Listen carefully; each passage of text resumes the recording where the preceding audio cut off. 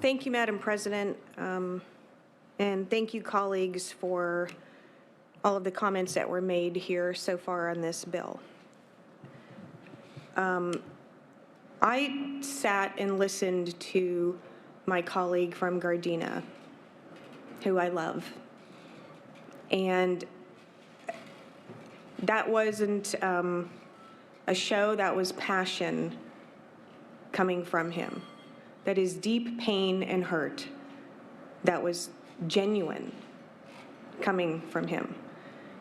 And I appreciate, though it's hard to listen to, I appreciate hearing it. I think we could all stand to hear it from time to time and be reminded of the injustices that have been felt by some of our folks throughout the history of this country. But I patently reject the notion that this state is racist or that this country is racist. This is the least racist country on the planet. We have people who have deep hate in their hearts, bigots, racists, who live in this country, absolutely. No one can deny that. And at times, we've had to work alongside them. We've had to suffer listening to the rhetoric that comes out of their mouths. No one is disputing that. But this is a state and a country of opportunity. This state put measures in place, particularly within our university system, to ensure that everyone has an opportunity without using affirmative action. Percent plans that guarantee admission to lower income students and those who come from a lower economic background. They look at family income, family wealth, parents' education level. There's financial aid, scholarships, grants. The UC system got rid of legacy programs so that the kids of the wealthy white students, their parents who came before them, didn't get a leg up on someone else who worked just as hard, maybe even harder. They get rid of that.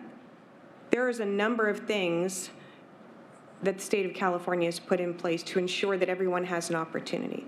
My colleague from Fresno, I think, who's walking in right now, made some points that were spot on, frankly, and I hope everyone paid attention to it, that California already has a number of essentially affirmative action type of regulations in place. That's a fact.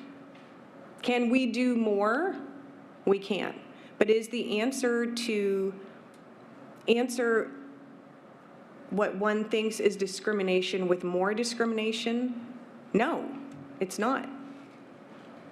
We want our young people to get into college, our folks who are looking to get a particular job, to get it because they earned it and because they are qualified, and to never question themselves and think, did I get this for some other reason? To never allow anybody else they work with or go to school with to look at them and think, well, how did you get here?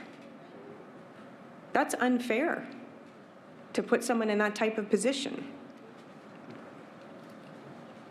I think there are a number of talented students, potential students, a number of highly qualified individuals in this state who can get these jobs and can get into these schools because they belong there. They deserve it and they've earned it. Give them the chance to do that without putting them in a position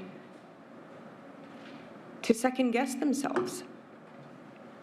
I mean, this building puts policies into place. Someone, I don't recall who it was talking about the fact that, you know, it starts at the lower grade level of school and how kids are in schools that just, they aren't high performing. And so they're already behind when they get to start. Well, why in the world is this body not doing something to ensure that those kids can get into the very best K through 12 schools they possibly can? This body continually, every year, we have bills relating to school choice, whether it's charter schools, home schools, you name it. We try to put things in place to make sure we have leveled the playing field from the very beginning of their lives to ensure that they have an equal shot. And time after time, this body refuses that. So you can't have it both ways. You can't say, we want them to get into a good school, we want them to have these educational opportunities, but you don't even allow them to get started. You cannot have it both ways.